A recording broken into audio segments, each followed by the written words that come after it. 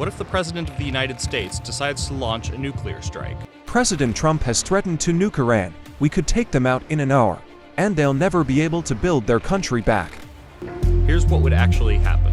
The President must first discuss the plan with a group of military and civilian advisors. That group includes the Pentagon's Deputy Director of Operations and the head of U.S. Strategic Command. Anyone else in the group is at the President's discretion. The call either takes place in the White House Situation Room, or the President can be patched in on a secure line. Some of the advisors may try to change the President's mind or even resign in protest, but ultimately, the Pentagon must do whatever the Commander-in-Chief orders. That meeting with advisors can be as short as 30 seconds. Next, the President gives the order to launch. But before the Pentagon can prepare the launch order, it must first verify that the person ordering the strike is indeed the President. An officer in the Pentagon's war room reads what's known as a challenge code, for example, Delta Echo.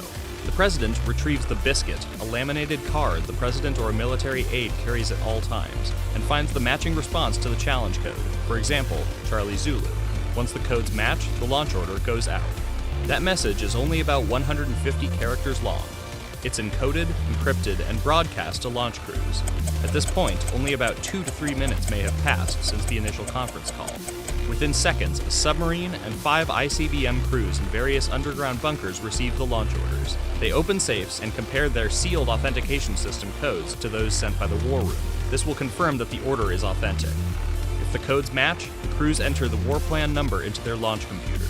They type additional code to unlock the missiles, and at the designated time of launch, the 5 crews simultaneously turn a launch key retrieved from their safe.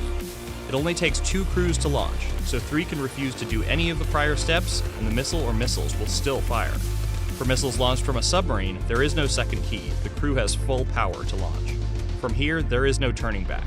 It's been as little as 5 minutes from the time the President decided to launch a nuclear missile to the time the missile or missiles blast out of their silos. It will take submarine missiles an additional 15 minutes until they shoot out of their tubes.